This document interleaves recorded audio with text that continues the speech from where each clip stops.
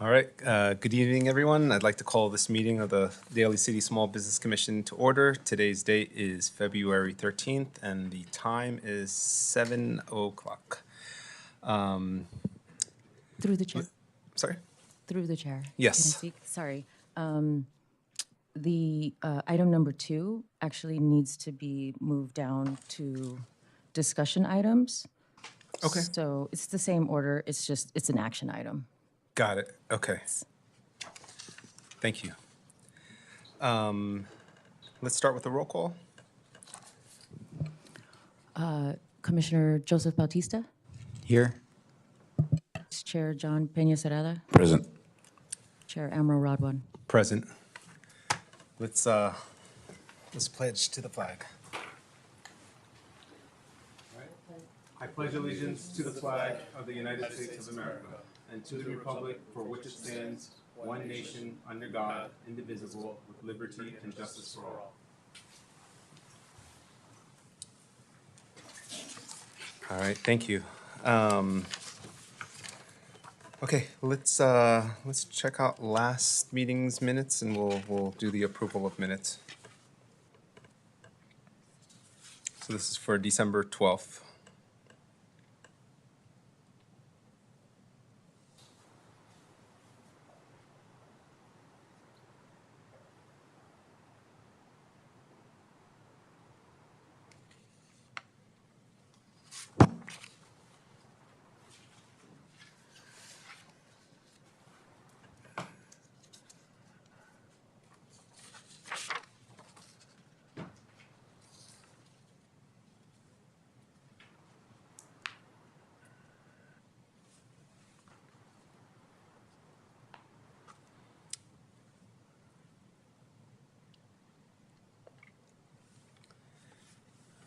All right, when folks are ready, if I can get a motion to approve the minutes?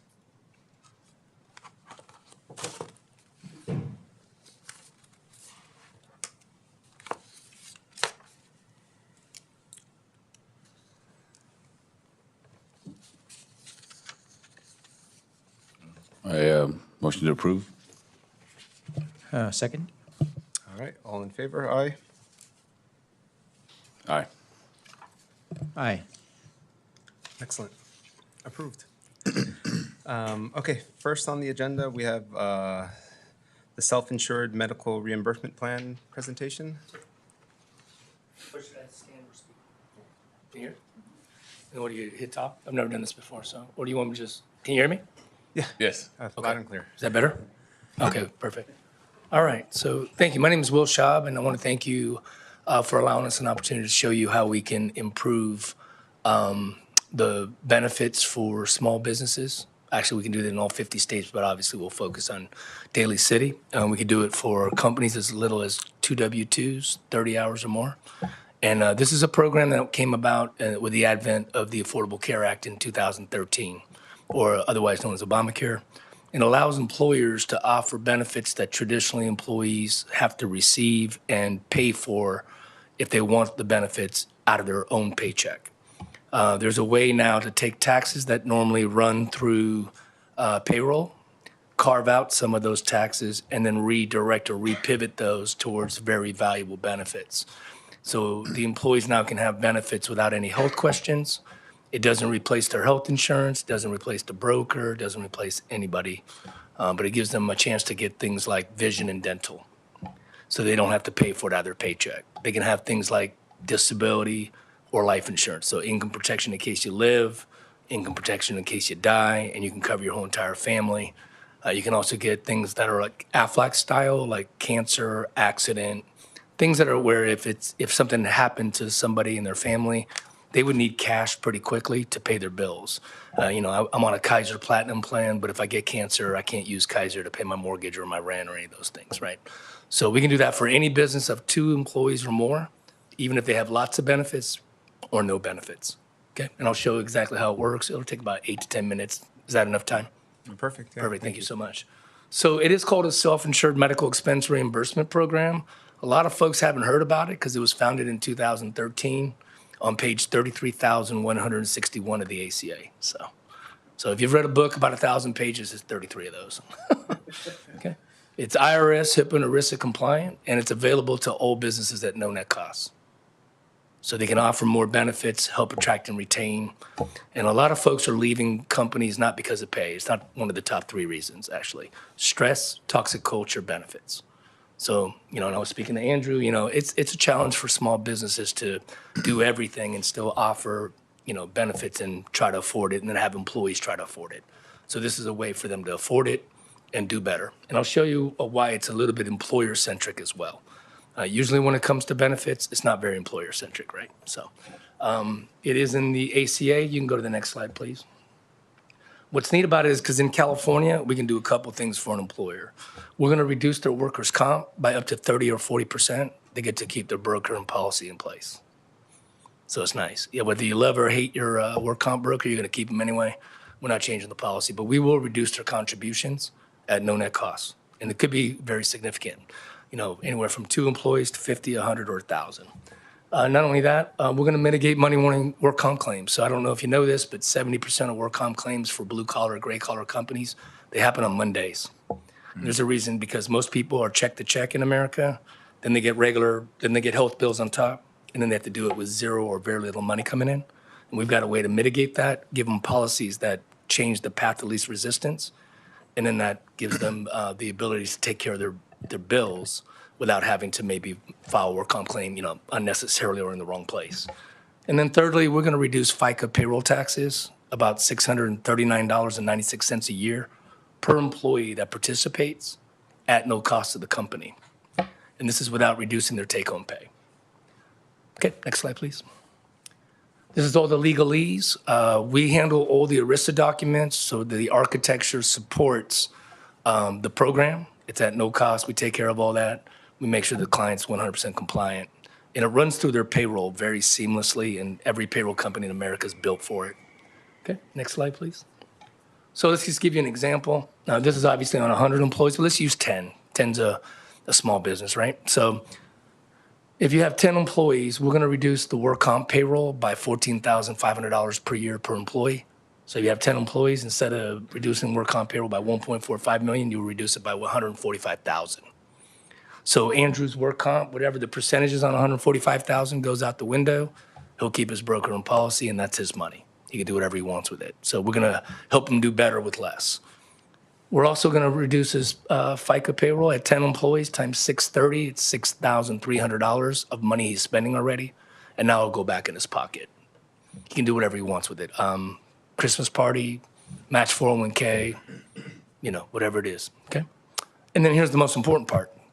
The end user is the employee. They're the biggest assets of every business, right? It doesn't matter how great your product is. But if you've got employees and you can help them, the average tax savings that we're going to find for them is about $100 a month. It's the low amount. So they're going to take $100 that was going towards federal, state, Social Security, Medicare, and instead of paying it to the tax person, they're going to repivot it back into their paycheck. They don't get to walk with it, by the way. They can use the $100, though, to buy life insurance or disability or cancer, vision, dental, things that are important. So if you do the math, though, that's on 10 employees, that's $12,000 of released spending power back into the employee community. So instead of them paying for it out of their paycheck, now they can afford things that are important, and it makes the company look better, traction, retention, right? All those things. So it goes in line with every small business. They're challenged, right? Their wallet is shrinking, and the employee's wallet is shrinking as well. Next slide, please. They must be W-2. You don't have to worry about whether they have health insurance or not, and they must be full-time. So we fund it with tax savings. So we're going to take money that was supposed to go to taxes. Now we're going to give it back to the employee. They get the benefits. And because of a pre-tax Section 125 situation that runs through their payroll, simple, the company's going to reduce FICA every paycheck, and they're going to reduce work comp on every paycheck.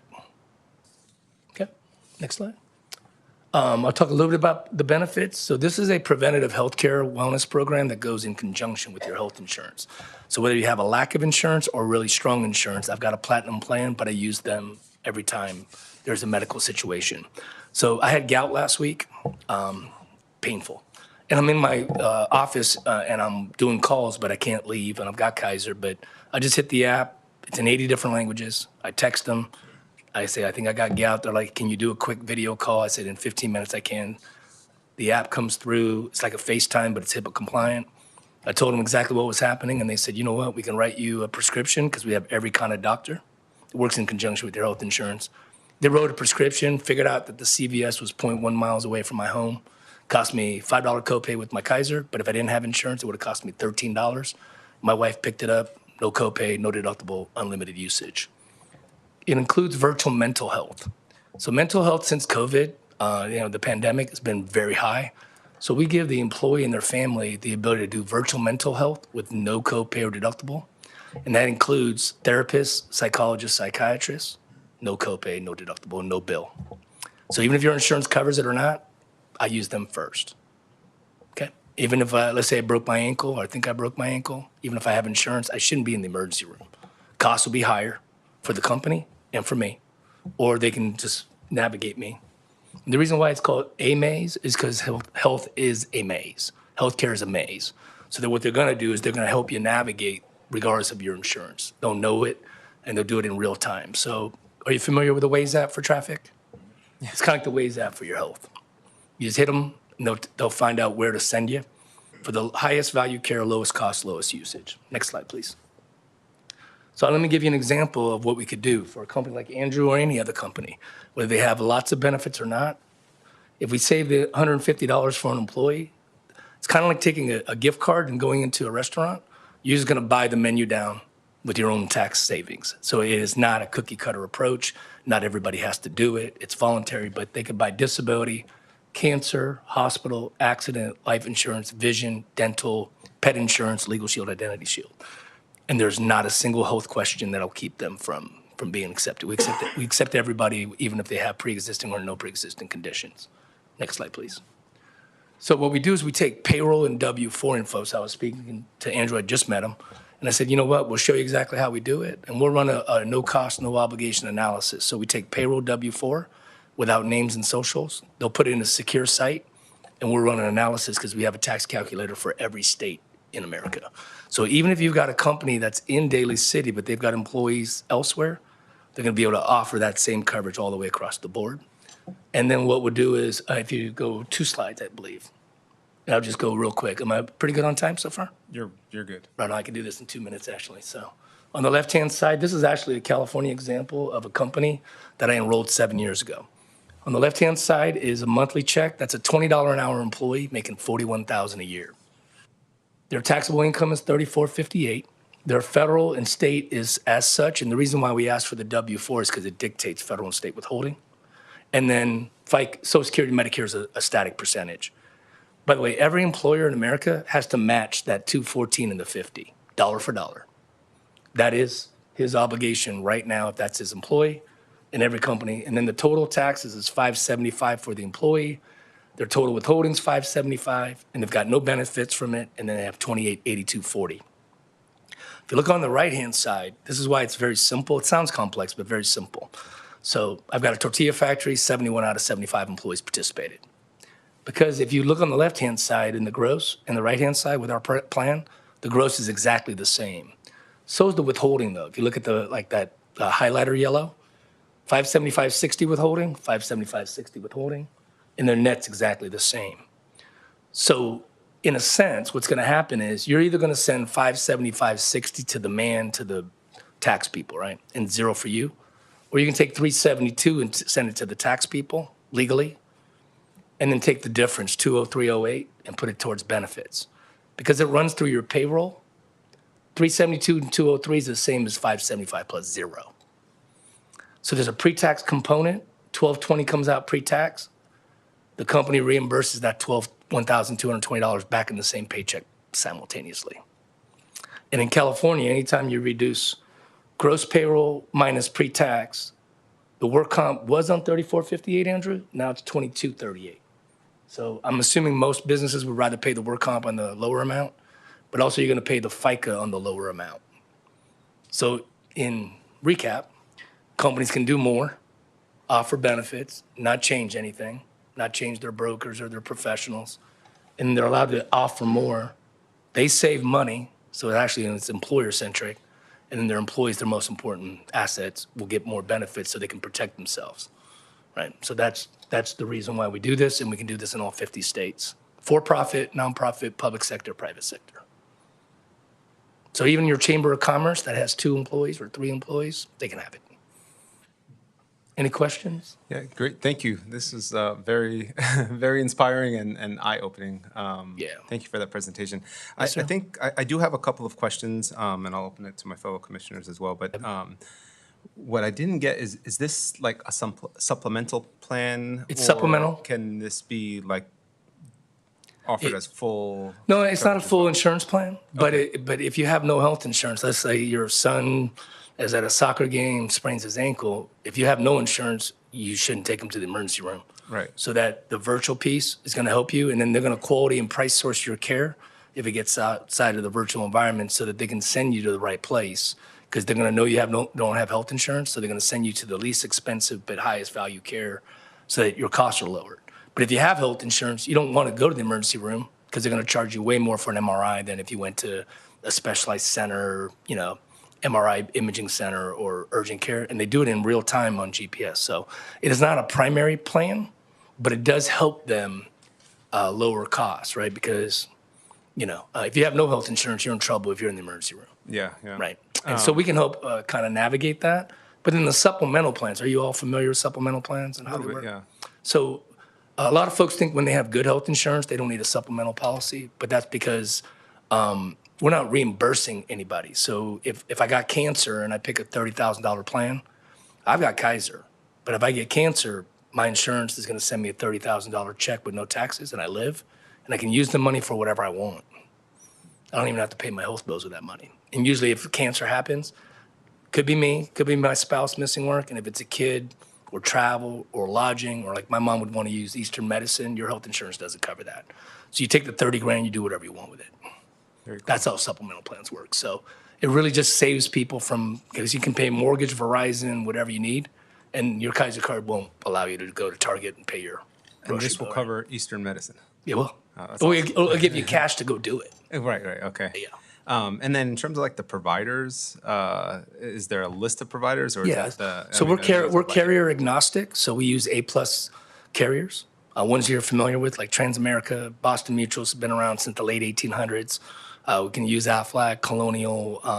So we figure out what's the best product. So like, let's say you want an accident plan, we'll give you the best accident plan with one carrier.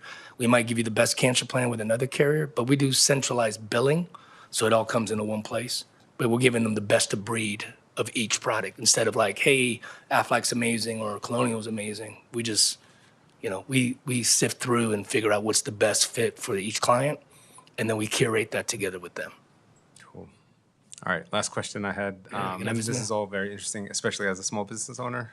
Sure. But I was going to say, in terms of eligibility for like folks, is there anything that, Yeah, so there's only 2 things that will, well, there's a couple of things that will keep them from being eligible. They can't be on Medicaid or Medi-Cal. Okay. That's a double dip because that's considered a government program. They can be on Medicare, but they can't be on Medicaid or Medi-Cal because that's a government program, right? Okay. They also can't be on a ACA subsidized plan. They can be on the exchange, they can be on ACA, they just can't be on ACA subsidized because that's, again, a double dip, right? We want to make sure they're compliant. And then 30 hours or more, but actually 20 hours or more if they make $26,000 in a given year. They don't have to work for you for a full year, but if they work for a month, we will just tabulate to see if they're making about $26,000 in a given year, even if they're working 20 hours a week. But there's no other cap in terms of like how much money they make or? No, sir. Okay. All right. Yeah, you can make 100 grand, you can make 25 grand. Yeah, thank you. Yeah, yes, sir. It's my pleasure, actually. Thanks for having me. Anybody have any other questions I can answer? Commissioners? How does it work if, say, someone is running a business pretty much by themselves and they don't have an employee? Does this apply to them? Yeah, it has to be W-2s. Now, if you're an owner of a C corp, then you can actually participate yourself. But your W-2s you have to have W-2s because it has to run through payroll, right? Like, so you can't be a sole proprietor. And then let's say it's like you and your spouse or your wife and you own it. If you're not a C corp, you wouldn't be able to participate. right? And it's because it's IRS rules, it's not what I feel like, but those are the guidelines, and we walk each business through that and help them analyze it. And if it's not a fit, we'll let them know. But most companies are a fit, right? If they're doing employee retention credits or, work opportunity tax credits, those kind of things, this is another add-on, and we can help them with that. So, All right, thank you. yes, sir, of course. Say real quick. So is it a non-taxable reimbursement? Is that like a use it or lose it type deal No. annually or? Yeah, so because it's got IRS rules, it's Section 125 pre-tax. Once you're in for a year. If you say no, you've said no for a year. And we make sure that everybody knows that and they sign off. And that's because when you pre-tax, you're not allowed to jump in and out of tax favor. But if there's a qualifying event like divorce, birth, obviously if you terminate, you're done. But you can keep the plans; they're portable. You can take them with you. But if you're using the tax savings, unless there's a qualifying event, you can't jump out. And those rules are stated way in advance. But that's no different than in your health insurance, HSA, flexible spending. Any other kind of pre-tax vehicle. It's exactly the same rules. It's just a different light bulb, for the lamps. Yeah. Great, I think. Yeah. Thank you so much for the It's presentation. my pleasure. Thanks for having us. Okay, cheers. All right. We're going to move right into the discussion items. Maybe are we going to do the reorganization first, or do you want to do the new cannabis zones? Let's do the new zones and then save the reorg for last. Okay. So you should have a staff report that basically gives a background of our cannabis ordinance and what we've gone through already discussing the equity program that's being developed. But the chair of the Planning Commission, when they last approved the last zone, Zone 7, Sullivan, he mentioned that the Small Business Commission should be involved in and having a say and playing a role with new zoning and where new businesses should be located. So city administrators agreed that you guys should play a role in it. Then it goes to subcommittee, council subcommittee, which the cannabis subcommittee currently consists of Mayor Dr. Rod Das Magboal and Councilmember Teresa Proaño. And then from there, it goes back to the Planning Commission and then to the full city council for final approval.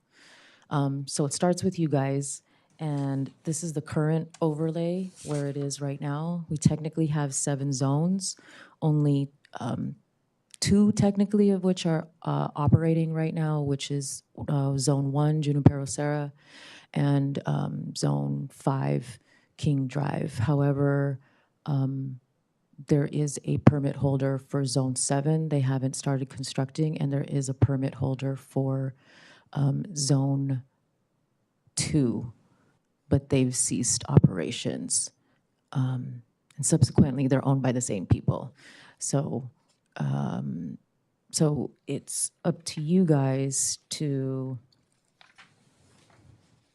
figure out what we're going to present to the subcommittee to approve as far as new zones. And this is in line with our equity program in that creating new zones will provide more opportunities because the other zones, Zone 4, Gellert Boulevard, and Zone, I believe, 3 and 6, there's no property owners there that are willing to have commercial cannabis there. So we feel like expanding areas would provide additional opportunities, but it's in line with our equity program's goals as it would provide greater geographical distribution of the retailers. So if the Small Business Commission can discuss what was originally proposed to the Planning Commission before they said they wanted you guys to play a role in it, so these zones weren't were yet to be presented to the Planning Commission, but I'll have to bring this down over there, sorry, and show you what would have been presented were these areas here. So what's being proposed, and again, commissioners, this is to your discretion and your choice, whether or not you want to present these to subcommittee or to have different areas to present or expand these or however you want to do it. So originally Area A, which is Mission Street between Crocker and Templeton, which is right at the border, the SF border. B on Geneva Ave by Bayshore between Talbot and Bayshore, and then C, Geneva Ave between Castillo and Calgary Street. So if the commissioners would like to deliberate or have any questions, staff is available for you. Yeah, thank you. I mean, I read here in the, I guess, the previous discussions that there was some sort of buffering around schools. So, and also I watched the council meeting on Monday, and I saw a lot of the issues that came up around zoning for alcohol and tobacco. So I'm just curious, like, what does that look like right now for this? What does that buffer look like? Because to me, that's the only thing that I think I'd be concerned about, or primarily concerned about. So we follow the state regulation, and it has to be 600 feet from a school or any type of organization that works with kids. So daycare, preschool, after-school program type of Okay. organizations. Yeah, I mean, really, that was my primary concern and question. No, I mean, I guess I second your thought on, the proximity to schools and youth like that, and if we're following state regulations, and hey.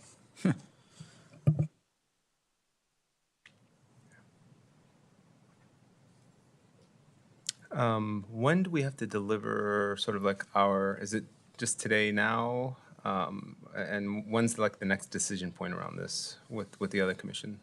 If you want to postpone to the next meeting, you can feel free to do that. I'm trying to align the approval of the new zoning with the equity ordinance changes that I'm going to propose, which will have the full equity assessment by next week, but not the program developed with the legalese for the ordinance changes.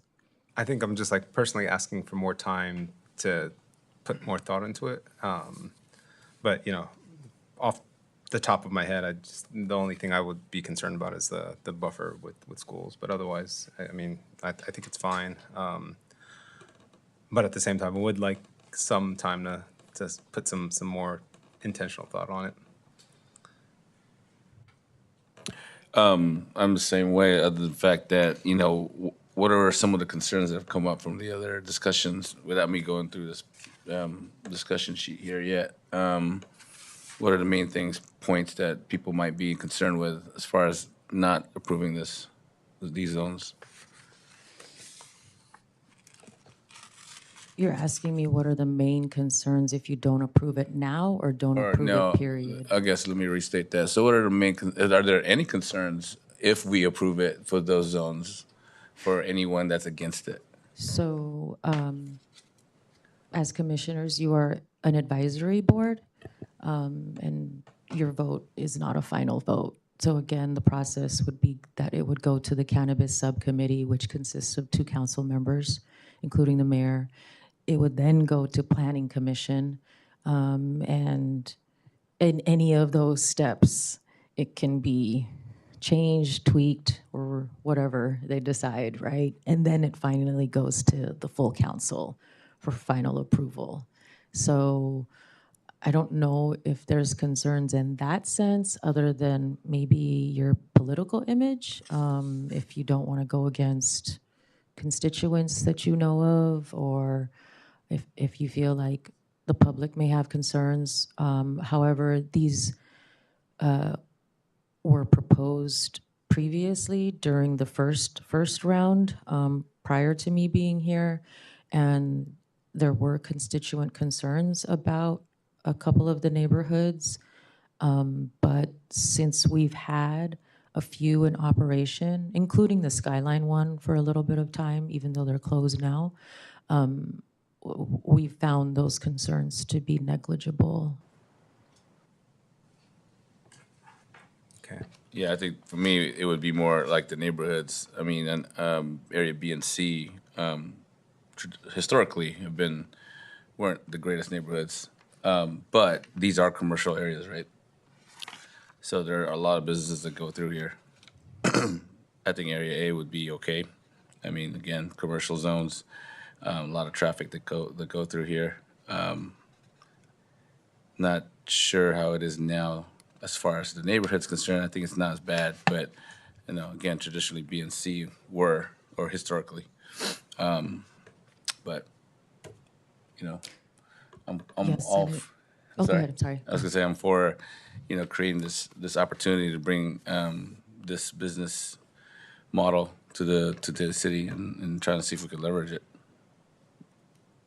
Do you remember, Commissioner, when we spoke about the equity assessment, our findings were that, especially in these areas like Mission Street and the Bayshore District, that's where cannabis arrests were The highest. exactly. So it was in these neighborhoods that were affected by the drugs on war, and families were affected by it because people were incarcerated because of it. And so this is part of righting those wrongs. So it's not just we're just going to open up zones willy-nilly. Like it's going to be coupled with some sort of equity program and change in the ordinance so that it reflects that lens of equity that we're trying to see things through. Yeah, I think that's helpful. For me personally, it's just like, of course, outside of like the school thing, I also want to sort of put some thought into the effects on other businesses around, including just those areas, in terms of like, from an equity standpoint, is there room or any discussion or talk around the tax revenue that Daly City gets, and does that go back to that neighborhood? Especially if the people that are running the cannabis businesses are not from that area, and that area isn't really benefiting except for the fact that they have it open. I think that's like, from a small business standpoint, for Daly City, that's the only other thing I was sort of thinking about, and I personally wanted to just put some more thought into the discussion.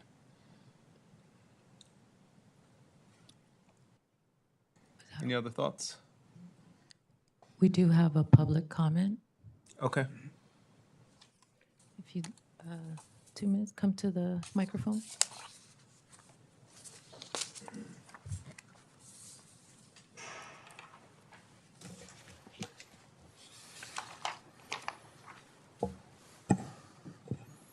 Hello, Commissioners.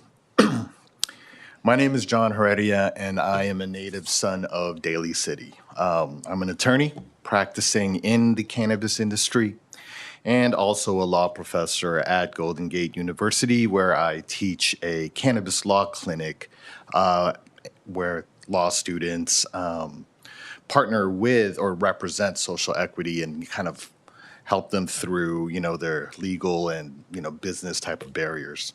I'm also partnered with a childhood friend of mine who's also from Daly City and who currently owns 4 retail dispensaries throughout Northern California. We've always dreamed of opening up a dispensary in our hometown, and but we've been really doing the research, pulling the legwork, and but we faced many challenges doing so over the past couple months. Time and time again, we've tried leasing locations in the current green zones, and time and time again, we've been unsuccessful. The reasons are a couple reasons. One is that the landlords just aren't friendly to cannabis, so they don't want our business. So, for example, I think there was a ceremony zone. Called them, and they just haven't, ghost. The other is that there is only, to my understanding, only one retail dispensary allowed per zone. Now, granted, the zones aren't big, so I get it. And those zones, though, there are already permits that are held by others. Some of these permit holders, I think you had mentioned, have not opened up their businesses yet, despite having licenses for months or if not years. I'm not quite sure how long. Some of them have stopped paying their landlords, and those same folks that aren't open aren't contributing to the local economy through taxes. So I call for the commissioners to do a couple things. Number one is to increase the zones in Daly City where we can open. Number two is perhaps allow for more than one retail dispensary per zone.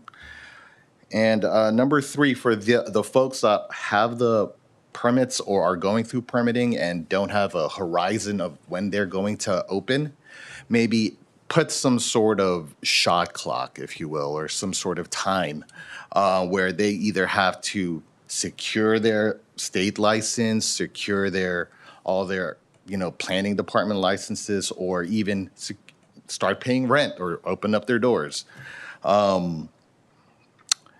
That some of these folks who haven't opened, it's not Daly City's reason. It's a reason because of their, I don't know, their shareholders from out of state or their debtors or something like that. So, if they're not going to be able to open up anytime, they need to make room for the hometown guys, and us cannabis operators who really just who can open up business quickly, who can pay the rent and who can pay taxes.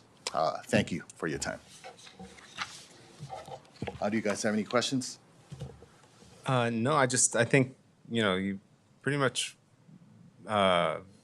literally had, what's the word? You emphasized exactly why I wanted to sort of think about this a little bit more, especially, knowing things like folks that have licenses and, are hanging on to them for a year, and then someone from Daly City who can't open up because of that. I don't know how much we can do around the folks not leasing to you, Right, of course. in general, but I definitely feel for you. These shot clocks are around in other jurisdictions, and they're actually implemented in certain phases of the permitting process. So, granted, yes, shot clocks for folks who are still going through planning and who haven't secured their local permits. I think that's something that's reasonable. Maybe their state licenses as well. But I totally get it. For folks who have the local and the state, that might be something that you'd have to kind of work around as far as how the shot clock works.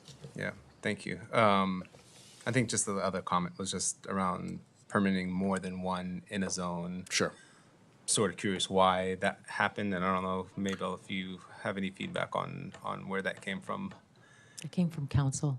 Okay, but do you have any idea why it was like that? What was the? It's probably sentiment from the community to not have, what's going on with our smoke shops, one on every corner. Yeah. Okay. Thank you. I know, Thank you. I literally was just thinking about the smoke shops. So I'm like, around the corner from where I live, there's a good 5 or 6. So yeah, thank you for your comment.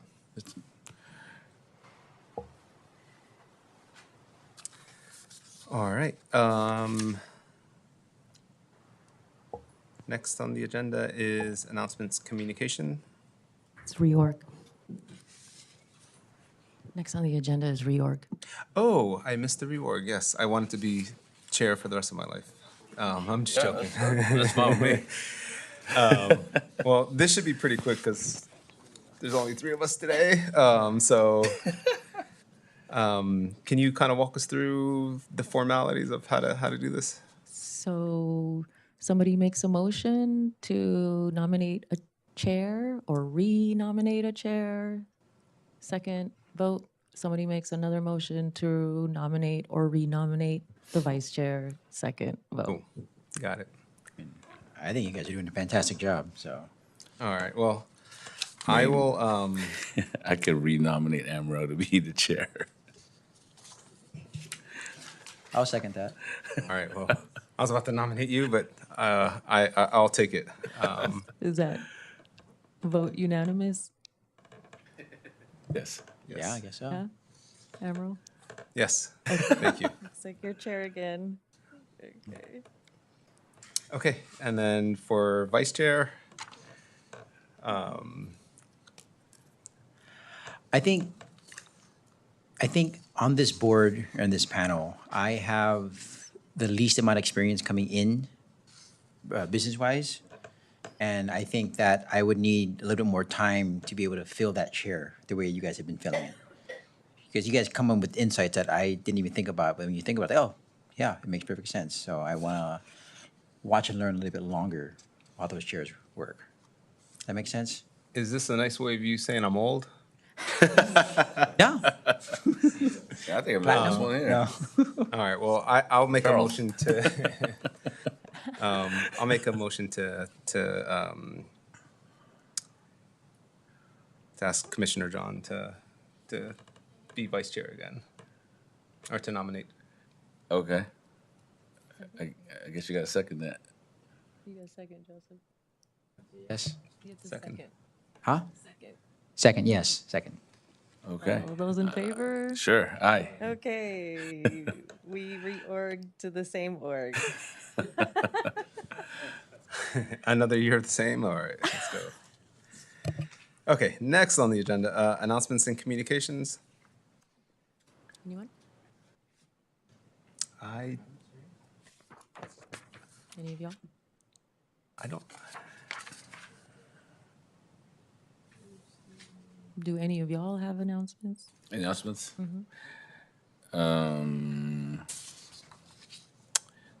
What is coming up?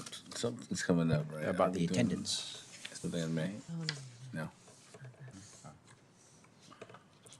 Well, I think one thing we can sort of talk about is like the Daly City First. I wanted to try to get some movement around that and maybe some conversation around this idea of making sure that, also in honor of the gentleman that gave public comment, like how can we really support our local Daly City businesses? I know there were some ideas around that in the past. I think I've raised those ideas, and I want to try to figure out like what is it that we can do to start moving that forward. The primary idea, I was like, well, this city spends a lot of money on stuff that apparently, a lot of that stuff we actually need, including services, everything from, I don't know, food to cars. I think it would be nice that there is I think a more transparent and open way of how the city does business in general, and it's clear on who they choose as vendors, and that there's some commitment from a city level that some of that business goes to Daly City businesses. I mean, at the end of the day, I can paint it any way, but really, I think that's really important. And it's one of the main reasons I'm here on the commission. So, again, I just kind of want to reinforce that and figure out, what is it that we can do to, recommend to the council, to the mayor, and also just encourage Daly City staff in general that, I mean, there's a lot of benefits of it, but bringing it back home when we can, I think is important. So Yeah, I agree. That's one thing that was on my mind. No, I agree with that. The sentiment's there. I mean, if there's, contracts and whatnot, and there's vendors and businesses in the city that's here, I think there should be a movement in which we get our home businesses the opportunity to pitch for it first. I think. I mean, I don't know if that's unlawful, but I don't think it is, right? So I definitely support that idea. Through the chair, it's definitely a symbiotic relationship that we have with our vendors, especially when their licenses are held in Daly City, because the economic development piece is that, the sales tax on that gross receipt comes right back to us. So it would behoove us to put Daly City vendors first. And I know that we've discussed it before, Amro, and I know a public comment is coming up soon, as it was at council. This is where we're now just being reactionary instead of proactive, which is unfortunate, but at the same time, we can still move the needle. So that is where we benefit. And then I can work with either of the commissioners that want a heavier hand in this to see what that would look like, because there has to be verbiage around it and some kind of preferential matrix. Like, if you're a women-owned business, you get this many points, for instance, right? I'm not saying that's exactly what it is, but if you are a Daly City-owned business, then you get that many points of preferential that should have some weight, not just who's the cheapest and who's the fastest, which is where we're at right now. So any Yeah. other announcements other than that? Yeah, cheapest and the fastest is usually not the best. Yeah, I mean, I was just gonna say that. And we don't make that money back.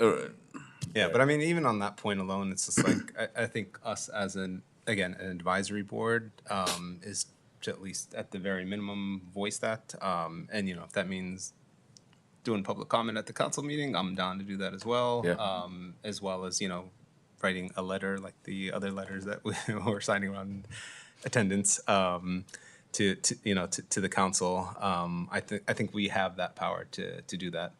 To your point, the tax revenue alone makes a lot of sense. But I think the other thing that I really want to point out is the transparency, especially in government in general, of we need to make sure that folks understand how decisions are being made, and that that they're made in the best interest of the community at the end of the day. So I will leave it at that. But Okay. yeah.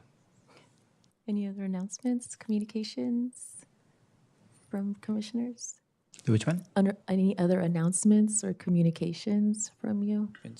I'm glad we're here. Any day that ends in Y is a good day. Yeah. Good. I think the only other thing I could bring up is just, again, the attendance thing. It is what it is, but We're here. We make quorum. Yeah, Yeah. exactly.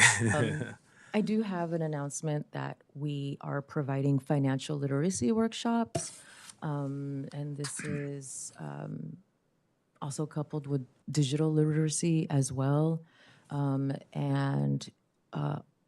Daly City Partnership is conducting it at our second home. And you can also zoom in with this flyer as well. And it's also in the agenda packet under announcements, I believe. And this was vis-a-vis a grant that I applied and received through the Governor's Office of Business Affairs, GoBiz, and Economic Development. So if you know anybody that needs it, it's also going to be conducted in Spanish in case it's needed as well. But if there's no other announcements, we can go to public comment. Yeah. Chair. I think we'll jump to public comment. And we have, yes. Welcome, Andrew. Thanks for having me. Appreciate it, guys. There's no shot clock today on the wall. How much time do I have? Take your time. I wrote my proposal out, so I'll be a little bit more gathered today. So my name is Andrew Siri. I'm a small business owner. I own Auto Sound Performance in Mission Street in Daly City. Been licensed in Daly City to do business since 2007. We do approximately $1 million of retail sales out of my Mission Street location. So I'll kind of cut to the chase. I know the city supports itself off of business licenses, which are scaled off of gross sales and also sales tax revenue. I did a little bit of research into the public works budget, fire and police. It looks like they have spent in 2024 approximately $11 million on materials. How they classify it? Service and supplies and materials. And obviously, if you calculate sales tax, that's a little shy of $1 million. The way I look at it is I'm not aware of any vendor offering those services to Daly City. So that means the money is leaving the county and being spent elsewhere. More hyper focus on what I'm dealing with is I brought a little QuickBooks report showing that municipality-wise alone, so I also do retail for civilians, but municipalities alone, I service San Francisco Rec and Park, Sonoma County, UCSF, UC Berkeley, San Francisco Sheriff, San Francisco Police, Redwood City, Brisbane, Colma, City Pacifica as municipalities. I did $708,000 of work with them, which obviously benefited Daly City because the sales got done in-house. This is not remote work. This is in-house at my location. The reason why I qualify with them is because I sell the product they need. They don't even have a local vendor, so it has to get steered all the way back into our yard. My problem with that is Daly City has that same need and resource for all its different municipalities, and the money and the revenue is leaving the county to, as far as Sacramento, as close as Pittsburgh, not in the San Mateo County, not in the taxable range of the benefit of the county and the city. There's definitely a major flaw in the bidding, spending, and procurement. I don't know if there's any oversight into the person that's responsible for it adhering to all the municipal codes, like 3.12.050, which outlines methods for procurement, including bids and proposals and published stuff. With all my other cities, there's usually a website that publishes the opportunity for, equally anyone that's in the field of work to apply for it, submit a bid. They give you a due date. They give you the criteria, the material list, all this and that. I've never seen Daly City publish that. The only way I get work is the fire department will stop by, or a police department officer will stop by, give me a spec sheet or look at something and say, hey, can you quote this out? And then I've never seen a published bid accepted, which is another policy that every agency that I deal with uses, shows who got it, who, what, why, and when, for how much. So I agree with Almaro that the transparency is lacking on who's making the decision, and if they're doing it, out of, repetition of them calling the same guy for 10 years, or is it because they were the cheapest or the most beneficial for the city? The same thing with SF is SF has a SBE, which I'm part of. San Francisco has a small business enterprise, which gives they allocate X amount of dollars, X amount of resources to small businesses before going to like all the big corporate people. There's things that all of us deal with being within the Bay Area, which is the payroll increase, the rent increase. We have to charge more to sustain our employees. 5 of my employees are Daly City residents. So for me to go against a shop in LA or Bakersfield, which we know is probably half the operational cost of a Bay Area business, that's tough to be competitive bid wise, when going back to what Mabel said is like cheapest, or what you were talking about earlier, like cheapest and fastest. Typically those two things don't add up. And the problem that I'm hearing feedback from people that want to do business with me from government entities is the fastest is not the reason why it's going there. And they're not even sure it's the cheapest. They just know that it's going there for some unforeseen reason. And there's no control factor on who, what, why, when, or where. It's just that's how it's been, that's what it's going to be, and there's no answer. So I'm asking for you guys to have some kind of oversight, audit or reform, look into why the system's in place, if especially the municipal code type of stuff, if it's being honored, and then ways to work in giving local businesses I can't say priority because I don't think that's the right word, but giving local businesses some kind of equal opportunity playing field to be partnered with the city to, of course, I like to look at it as like a recycling symbol, right? City spends the money, city benefits off of the money. It kind of never leaves. So that's why I wanted to bring this to you guys' attention to hope, work further. I like transparency. I have no problem sharing all the other forms and applications and stuff I've done for obviously the 11 other municipalities that I deal with on a weekly, monthly basis to show how they do understand the importance of, not even just small businesses, but qualified, geographically smart. I don't see the point of paying, city employees especially, which probably get paid decently for their time, taken away from their job duties to go drop off vehicles or go, buy materials that could be sourced in-house. I don't want to drop names, but one of my friends is a vendor in Daly City, and he sells office supplies. And he's been trying to sell stuff to the city for a long time. He's a small guy, 3 employees, and same thing. Kind of been stonewalled in figuring out who I got to talk to find out how much these pens cost you guys. Maybe I could save the city some money or match the price and keep the money, within the city, the scope of the city. So, wanted just to bring that to you guys' attention that I definitely think there's a deviance, some kind of flawed system. Hopefully we could reform it and look into the operations currently of the system now and see if everything has been done justly in the scope of the municipal codes that are here to protect the ethics behind who's getting what and why everyone is doing what they're doing. And then hopefully from there on out, we could keep, we know Daly City's tax poor, right? So we keep everything in house and we can start generating it. I didn't even have time to dig into the whole city's budget. I just took the 3 automotive aspects of it, which I knew, which was fire, police, and public works, and that was $11 million spent on services and materials. So that's big money. So yeah, won't take up any more of your time. I'm sure there'll be some follow-ups. I'd love to participate in this more, but yeah, I definitely think there's some big changes need to be had, hopefully, for anyone that's involved in, holding down Daly City, year in and year out through pandemic and forward now, now things are clearing up, and yeah, I want to be part of it. So thank you guys for your time. Yeah. you. Thank you, Andrew. So that's public comment and not agendized. Cool. So no comments or discussion or questions. All right. Yeah, I guess that's it. We're adjourning the meeting. It's 7:57. Thank you, Iowa. Thank you. Good night.